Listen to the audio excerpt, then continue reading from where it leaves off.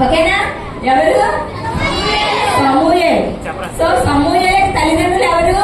Hannah, Elkanah. ఓకేనా? వాళ్ళిద్దరు తల్లిదండ్రులు అన్నమాట. మనం ఇందాక ఒక పెద్ద ఆఫీసర్ మాట్లాడుకున్నాం కదా, ఎవరైనా ఏలి. ఎవరు? ఏలి అన్నమాట. ఏలి దగ్గర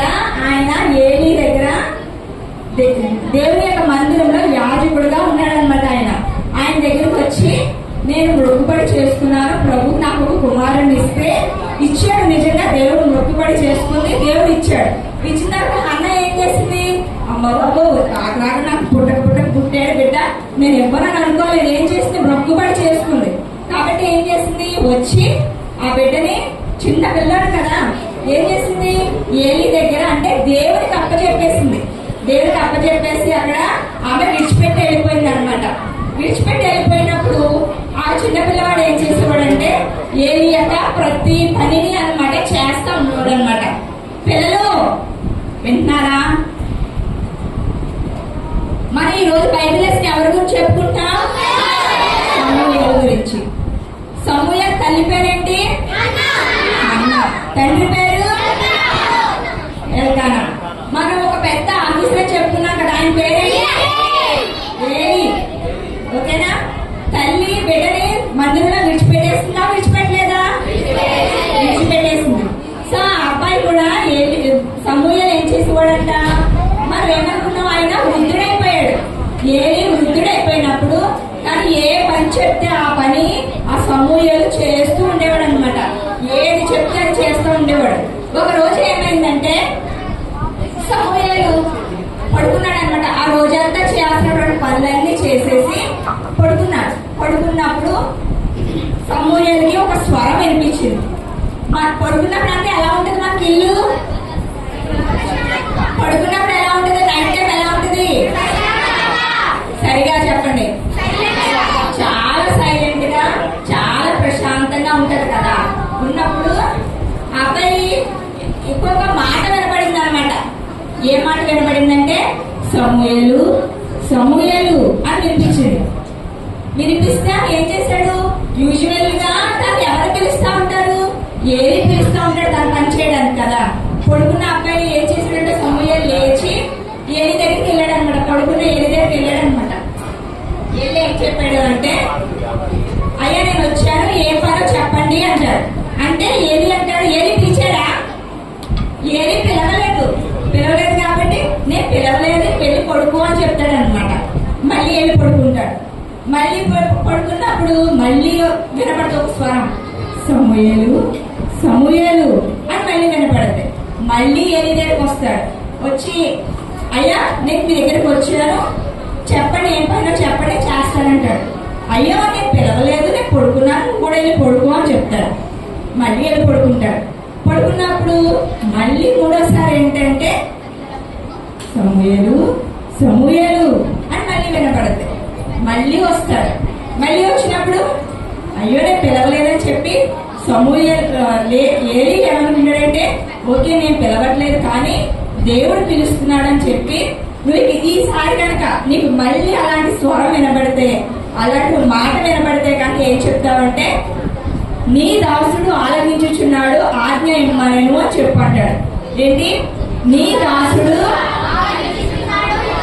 ఆజ్ఞ ఇమ్మనెను. నేను చెప్పండి. నీ దాసుడు ఆలకించుచున్నాడు, ఆజ్ఞ ఇమ్మనెను. నీ దాసుడు ఆలకించుచున్నాడు, ఆజ్ఞ ఇమ్మనెను. నీ దాసుడు ఆలకించుచున్నాడు, ఆజ్ఞ ఇమ్మనెను అని ఏలి చెప్తాడనమాట. ఎవరు చెప్తాడు? సమూయేలు చెప్తాడు. మళ్ళీ వెళ్ళిపోయి పడుకుంటాడు అనమాట. పడుకుంటే నాలుగోసారి మళ్ళీ ఒక స్వరం వినపడుతుందంట, సమూయేలు సమూయేలు అని వినపడుతున్నప్పుడు ఈసారి ఏమంటాడు సమూయేలు? Okay, very good. ఏమన్నాడంటే, నీ దాసుడు ఆలకించుచున్నాడు, ఆజ్ఞ ఇమ్మనెను అని సమూయేలు చెప్తాడనమాట. చెప్పినప్పుడు దేవుడు కొన్ని విషయాలు సమూయేలుకి చెప్తాడనమాట. అప్పటి నుంచి కూడా సమూయేలుతో దేవుడు స్వరము వినబడుతూ ఉండేదన్నమాట. దాని తర్వాత నుంచి ఆయన ఏం చేస్తా ఉండేవాడు అంటే తనకి దేవుడు ఏం చెప్తున్నాడో అవన్నీ చేస్తూ ఏం చెప్తున్నాడో అలాగే చేస్తూ సమూయేలు ఏమనుకున్నాం మనం చిన్నవాడిగా కదా ఆయన దగ్గరికి వెళ్ళింది ఏలి దగ్గరికి.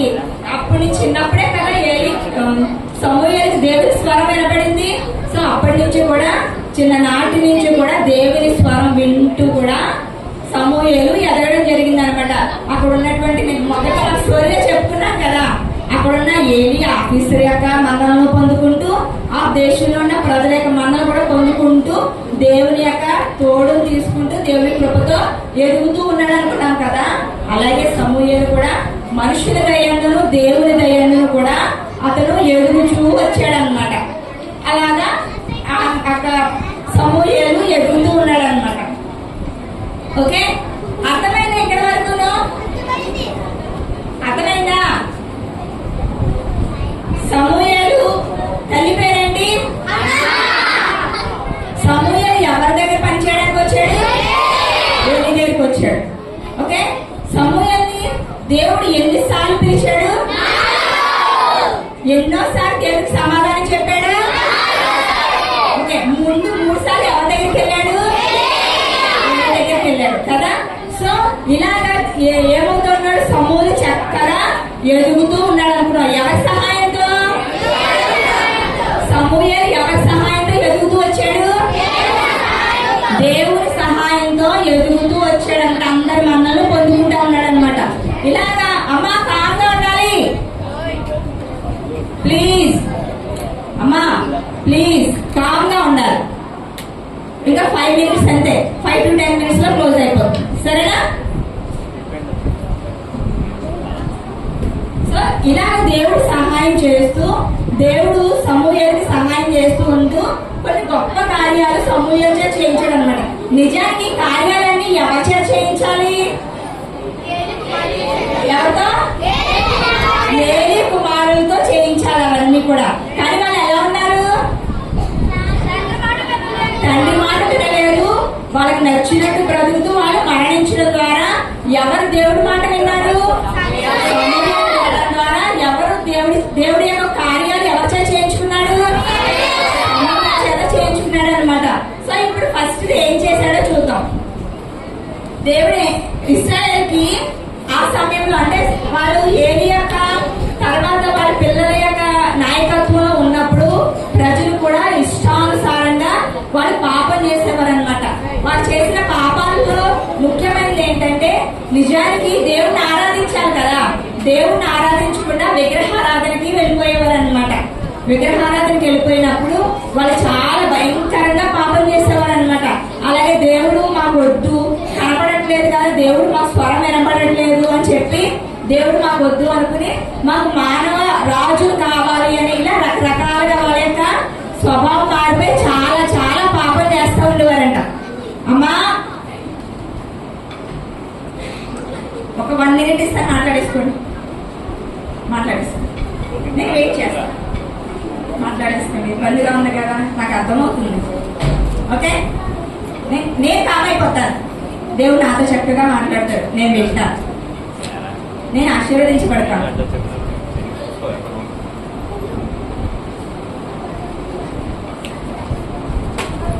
చెప్పుకుందామా వద్దా? ఇంకా కావాలా టైము? చెప్పుకుందామా? ఫస్ట్ సమూయేలు చేత దేవుడు చేయించిన పని ఏంటంటే పాపంలో పడిపోయినటువంటి ఇశ్రాయేలీయుల్ని పశ్చాత్తాపపడి మళ్ళీ దేవుని వైపు వాళ్ళని నడిపించాడు అనమాట. ఏంటి? పాపంలో ఉన్న ఇశ్రాయేల్ని పశ్చాత్తాపపడేలా చేసి దేవుని వైపు నడిపించాడు అనమాట. రెండోది ఏంటి అంటే వాళ్ళు పాపం చేసినప్పుడు వాళ్ళు ఏం కోరుకున్నారన్నాము? దేవుడు మాటలు వద్దు, మాకు ఒక రాజు కావాలని అడిగారు అన్నాం కదా. సో వాళ్ళు మాకు రాజు కావాలన్నప్పుడు సమూయేలు ఏం చేశాడంటే సౌలు అనేటువంటి ఇది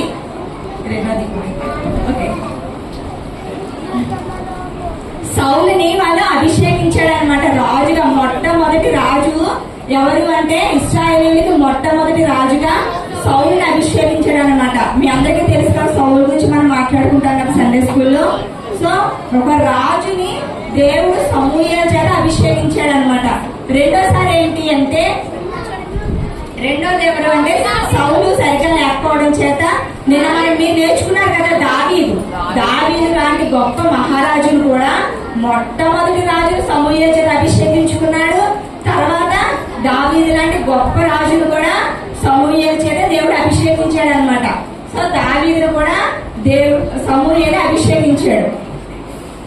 సో అలాగే తర్వాత ఏంటి అంటే అక్కడున్న ప్రజలందరికీ కూడా ఇంకా దేవుని వాక్యం పట్టుకుని ఇంకా దేవుడు ఏది చెబితే అది చెప్పేవాడు అనమాట. అయ్య బాబాయ్, ఇప్పుడు మీరు పాపంలో పడిపోతున్నారు, మీరు ఇప్పుడు చనిపోతారు, మీరు తప్పు చేస్తున్నారు అని ఎవరికైనా రాజుతో చెప్పాలనుకోండి మనకు భయమా కదా, ఎందుకంటే ముందు మనం చంపేస్తాడు కదా. కానీ సమూయేలు అస్సలు భయపడకుండా దేవుడు ఏ మాట చెబితే ఆ మాట ప్రజలకు కానీ రాజులు కానీ ఎంత పెద్దవారికైనా చెప్తూ ఉండేవాడు అనమాట. అలాగే దేవుని మాటని ధైర్యంగా కూడా సమూయేలు ఉన్నట్లు ఏది చెప్తే అది చెప్తూ ఉండేవాడు అనమాట. ఇలాగా సమూయేలు చేత మీకు చాలా కొన్ని విషయాలు చెప్తూ ఉన్నాను. సమూయేలు చేత దేవుడు గొప్ప కార్యాలు చేయించుకున్నాడు. ఏంటి అంటే మొట్టమొదటిగా మీకు నాకు గుర్తుందా, ఇశ్రాయేలుని పాపలను విడిపించి పశ్చాత్తాపడేలా చేశాడు. పాపలను విడిపించడం నేర్చుకోండి. పాపను విడిచిపెట్టి దేవుని వైపు నడిచేలా చేశాడు. రెండో పాయింట్ ఏంటంటే ఒకసారి ఇశ్రాయేలీల మీద శత్రువులు వస్తారనమాట. ఇశ్రాయేల్ మీదే శత్రువులు వచ్చినప్పుడు వాళ్ళ కోసము ప్రార్థన చేస్తాడు. ప్రార్థన చేసి వాళ్ళని విడిపిస్తాడనమాట. ఇశ్రాయేలుకి విజయం వచ్చేలా చేస్తాడు. అలాగే సౌలుని దావీదుని అభిషేకించాడు. ఓకేనా? సో ఇలాగా సమూయేలు ప్రజలందరికీ కూడా న్యాయ పరిపాలన చేసేవాడు. సమూయేలు కన్నా ముందు ఎవరు చేశారు? ఏలి ఇశ్రాయేలు ప్రజలందరినీ కూడా నడిపించేవాడు. ఏలి తర్వాత ఎవరు వచ్చారు? సమూయేలు వచ్చాడు. సమూయేలు కూడా అక్కడున్న ప్రజలందరికీ కూడా చక్కగా న్యాయం తీరుస్తూ మంచి ప్రవక్తగా, యాజకుడిగా అక్కడున్న ప్రజలందరి మనల్ని కూడా పొందుకుని చక్కగా అక్కడున్న దాని నుంచి బేర్షెబా వరకు కూడా ఒక మంచి ప్రవక్తగా, న్యాయాధిపతిగా, ఒక గొప్ప యాజకుడిగా అతను పేరు పొందుకుంటూ ఉన్నాడు అనమాట. ఇందాక మన స్టోరీలో నేర్చుకున్నాం కదా, ఒక చిన్న పిల్లాడు అసలు దానికి ఆధారం లేదు, ఏమీ లేదు, గొప్ప వ్యక్తిగా విజయం సాధించాడు అనుకున్నాం కదా. అలాగే ఇక్కడ కూడా సమూయేలు ఏంటి, దగ్గర తల్లి లేదు, తండ్రి లేడు కదా, ఒక దగ్గర ఏలి దగ్గర పని చేయడానికి వచ్చాడు. అంటే దేవుని మందిరంలో ఒక పరిచారకుడిగా వచ్చాడు అనమాట. పరిచారకుడిగా వచ్చిన వాడు గొప్ప యాజకుడు అయ్యాడు అనమాట. గొప్పగా న్యాయాధిపతిగా న్యాయంగా ప్రజలంతా పాలిస్తూ గొప్పగా అందరికి ఏదో ఒక మందిరంలో తెలియడం కాదు, ఒక దాని నుంచి బేర్షెబా వరకు గొప్పవాడిగా అందరికీ కూడా తెలిసిందనమాట. ఎవరి సహాయంతో చేశాడు ఇవన్నీ? దేవుడి సహాయంతో చేశాడు. ఇలా రావడానికి కదా దేవుడు సహాయం చేశాడు. ఇప్పుడు మన దేవుడు ఎలాగంటే నిన్న నేడు నిరంతరం ఏకరీతిగా ఉన్నాడు మన దేవుడు. అవునా కాదా? ఆ రోజు సమూయేలు సహాయం చేసిన దేవుడు ఈ రోజు మనకు కూడా సహాయం చేస్తాడు. మరి సమూయేలు ఎందుకు అంత గొప్పవాడిగా అయ్యాడు? ఒక పరిచారకుడిగా మందిరానికి వచ్చిన వ్యక్తి దేశాన్ని అందరికీ తెలిసిపోయేలాగా ఒక గొప్ప వ్యక్తిగా, ఒక విజయం సాధించిన వ్యక్తిగా ఉన్నాడు అంటే దానికి కారణాలు దేవుడు సహాయం చేస్తాడు. ఎవరు సహాయం చేస్తాడు? సమూయేలు తీసుకున్నటువంటి 2 విషయాలు. సమూయేలు విజయానికి ఏంటి అంటే 2 కారణాలు ఉన్నాయి. ఓకేనా? వినాలి అమ్మా పిల్లలు. సమూయేలు జీవితంలో విజయం సాధించాడని మీరు నమ్ముతారా? విజయం సాధించాడు సమూయేలు. విజయం సాధించడానికి సమూయేలు తీసుకున్నటువంటి ఆ కారణాలు ఏంటి అంటే 2 ఉన్నాయి. ఓకే, ఒకటి తాను తీసుకున్నటువంటి నిర్ణయం. ఓకేనా అమ్మా పిల్లలు వినాలి. సమూయేలు తీసుకున్నటువంటి నిర్ణయం వల్ల తను విజయానికి కారణమైంది అనమాట. ఏం చేశాడు? చిన్నప్పుడు ఇంత చిన్న పిల్లలు అనమాట తీసుకొచ్చి వాళ్ళ అమ్మగారు ఏం చేశారు? ఏలి దగ్గర విడిచిపెట్టేసి వెళ్ళిపోతున్నారు. వెళ్ళిపోతుంటే మనమైతే ఏం చేస్తాం? ఉంటావా? మీకు సండే స్కూల్ పిల్లలు వాళ్ళ అమ్మ ఒక గంట సేపు వచ్చి అక్కడ సండే స్కూల్ కూర్చోబెట్టి వెళ్ళి వస్తామనేసరికి ఇంకేం చేస్తారు? రభస్ చేస్తారు. కానీ ఆ చిన్న పిల్లాడు సమూయేలు ఏం చేశాడు? ఏలీ దగ్గర ఉండిపోవడానికి ఇష్టపడ్డాడు, మంచి నిర్ణయం తీసుకున్నాడు. మా అమ్మగారు మొక్కుబడి చేస్తున్నారు కదా, నేను అది పాటించాలని చెప్పి తను ఒక మంచి నిర్ణయం తీసుకున్నాడు. అక్కడ షిలహు దేవాలయంలో ఉండిపోవడానికి ఇష్టపడ్డాడు. రెండో నిర్ణయం ఏంటి అంటే, రోజంతా కష్టపడి పనివాడి కింద ఉన్నాడా, యజమానుడిగా ఉన్నాడా? చిన్నప్పుడు పనివాడి ఉన్నాడు. మన ఇంట్లో పని ఇస్తున్నాం అనుకోండి, వాళ్ళకి రోజంతా పని ఉంటుంది కదా, సాయంత్రం అయితే ఏం చేయాలనిపిస్తుంది? నైట్ శుభ్రంగా పడుకోవాలనిపిస్తుంది కదా. కానీ ఆ అబ్బాయిని దేవుడు స్వరం పెట్టి ఎన్నిసార్లు పిలిచాడు? 4 సార్లు పిలిచాడు. 3 సార్లు ఎవరి దగ్గరికి వెళ్ళాడు? మూడోసారి కూడా ఏమని చెప్పాడు? నేను నేను పిలవలేదు అని చెప్పాడు. ఒకవేళ నీకు వినిపిస్తే నీ దాసుడు ఆలకించుచున్నాడు. మళ్ళీ చెప్పండి, నీ దాసుడు అని చెప్పాడు కదా. అదే మనమైతే అబ్బా పిలిచింది ఏమీ కాదా, ఎవరోనా అని చెప్పి శుభ్రంగా మనం దుప్పడం ముసుగేసుకుని పడుకుండిపోతాం, అవునా? కానీ ఏం చేశాడా చిన్నపిల్లాడు? ఏమీ చెప్పారు, అమ్మో నేను మాట వినపడితే ఇలా చెయ్యి అని. కానీ అక్కడ మంచి నిర్ణయం తీసుకున్నాడు, ఆలోచిస్తున్నాడు. వినాలా, ఆ మాట సమాధానం చెప్పాలా, లేదంటే పడుకుని పోదామా? నిజంగా అక్కడ పడుకుని పోయాడు అనుకోండి, దేవుని మాట వినట్లేదు అనుకోండి, ఎవరో కదా అని వినకుండా ఉంటే నిజంగా సమూహం గొప్పవాడు అయ్యేవాడా? గొప్పవాడు అవ్వకపోను, విజయం సాధించకపోను తన జీవితంలో. అలాగే ఉండిపోతుంది అనమాట. పరీక్షలు కానీ అలాగే ఉండిపోను. మనం ఇంత గొప్పగా అతన్ని ఒక రోల్ మోడల్ లా కానీ ఇంతమంది మనం చెప్పుకునే స్థాయికి సమూహాన్ని వెళ్ళకపోను. తను తీసుకున్నటువంటి 2 మంచి నిర్ణయాలు. ఒకటి, తల్లి మందిరంలో విడిచిపెడుతున్నప్పుడు సరే అమ్మ ఉండిపోయాడు. రెండోది, దేవుని స్వరం వినబడినప్పుడు ఏం చేశాడు? స్పందించాడు, యాక్సెప్ట్ చేశాడు ఆ మాటని కదా. అలాగే ఇంకా రెండోది ఏంటి? ఫస్ట్ ఏమనుకున్నాము? మంచి నిర్ణయం తీసుకున్నాడు. రెండోది ఏంటి? మంచి అలవాట్లు. ఏంటి అంటే, చిన్నప్పటి నుంచి కూడా దేవుని మందిర పరిచర్య కానీ, ఏది చెప్పిన మాటలు కానీ, అలాగే ఆ మందిరంలోకి వచ్చిన ఎవరైనా సరే ప్రజలు వచ్చి పని చెప్తున్నప్పుడు దాని ప్రకారమే చేసేవాడు. అంటే విధేయతగా ఉండేవాడు అనమాట. విధేయత అనొచ్చు, లోబడి ఉండడం అనొచ్చు, పెద్దలు చెప్పిన మాట వినడం కావచ్చు, ఏదైనా సరే సమూహాలు చేశాడు. రెండోది ఏం చేసేవాడు? చిన్ననాటి నుంచి కూడా దేవుని స్వరాన్ని వినడము అలవాటు చేసుకున్నాడు అనమాట. ఓకేనా? అది పెద్దవాడైపోయాడు. పెద్దవాడైనా సరే తను ఏం చేశాడు? ఆ స్వరం వింటూనే ఎదుగుతూ వచ్చాడు అనమాట. దాని ప్రకారమే తను పనులు చేస్తా ఉన్నాడు. అంటే ఒక స్థిరత్వంగా సమూహాలు ఉండిపోయాడు. చిన్నప్పుడు విన్నాము, కానీ పెద్దవాడైన తర్వాత కూడా అదే మాట ప్రకారం, దేవుని మాట ప్రకారమే వెళ్తూ ఉండిపోయాడు కదా. అతను ఏం తీసుకున్నాడు? ఫస్ట్ ఒక మంచి నిర్ణయం తీసుకున్నాడు. రెండో అతను ఉన్న ఏంటి కారణాలు? మంచి అలవాటు. ఈ 2 కారణాల వల్ల సమూహాలు అనేది విజయం సాధించడానికి కారణమయ్యాయి అన్నమాట. అలాగే మనం కూడా విజయం సాధించాలి అంటే కనుక మంచి నిర్ణయాలు తీసుకోవాలి. చిన్నప్పటి నుంచి మందిరానికి రావడానికి, ఒక సండే స్కూల్కి ఇంకున్న పిల్లలు కాబట్టి చెప్తున్నాను, సండే స్కూల్ 1 అవర్ రావడానికి చాలా మంది రావడానికి ఇష్టపడట్లేదు. మీకు ఇప్పుడు మీరేం బాగా చిన్నపిల్లలు ఏం కాదు కదా, మీరు ఇప్పుడు అంతెందుకు బాగా చిన్నపిల్లలే పడుతుంది చాక్లెట్ ఇచ్చడం, ఏదైనా పెన్ ఇచ్చినప్పుడు వాళ్ళ మైండ్ లో ఆలోచించేస్తారు, ఇదా అదా ఇదా అదా అని. ఓకే, మనకు తెలుస్తున్నాయి మంచి ఏంటి చెడు ఏంటి అని మనకు తెలుస్తున్నాయి. కానీ మనం మంచి వైపు వెళ్తున్నామా చెడు వైపు వెళ్తున్నామని పక్కన పెడితే మనకు నచ్చిన పని చేయడానికి ఇష్టపడుతున్నాం. కానీ మంచి నిర్ణయం తీసుకోవడానికి మనం ప్రయత్నం చేయాలి. అలాగే రెండోది ఏంటి? మంచిగా అవగాహన ఉంటూ పెద్దలందరికీ లోపడుతూ చెప్పిన మాటలు వింటూ దేవుని స్వరాన్ని వింటూ అది ఎప్పుడూ కూడా స్థిరత్వంగా ఉండాలి.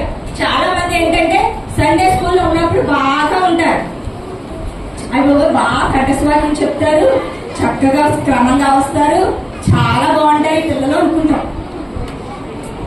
కానీ తర్వాత చూసేసరికి యవనస్తులకు వచ్చినప్పుడు ఏంటంటే కొన్ని సందర్భాల్లో దారి తప్పుతూ ఉంటారనమాట. మళ్ళీ దేవుడు ఏదైనా చేసేసరికి మళ్ళీ సరైన దారిలో వస్తూ ఉంటారు. అలా కాదు, సమూయేలు అలా లేడు. చిన్ననాటి నుంచి పెద్దవాడి వరకు ఒకేలాగా స్థిరత్వంగా దేవుడికి నమ్మకంగా ఉన్నాడు. అలాగే మనం కూడా సండే స్కూల్ చిన్నప్పటి నుంచి కూడా మన పెద్దవాళ్ళు అయ్యేంత వరకు ఒక నమ్మకంగా ఉంటే గనక దేవుడు చక్కగా మనల్ని ఒక విజయం కలిగినటువంటి వ్యక్తులుగా దేవుడు మనల్ని నిలబెడతాడనమాట. ఓకేనా? అర్థమైందా? సో దేవుడు నిన్న నేడు నిరంతరం ఏకరీతికున్న దేవుడు ఆ రోజు సమూయేలుతో మాట్లాడిన దేవుడు కూడా మనతో కూడా మాట్లాడతాడు. చిన్న పిల్లలం కదా, మాతో కాదులే అనుకోవద్దు, దేవుడు మీతో కూడా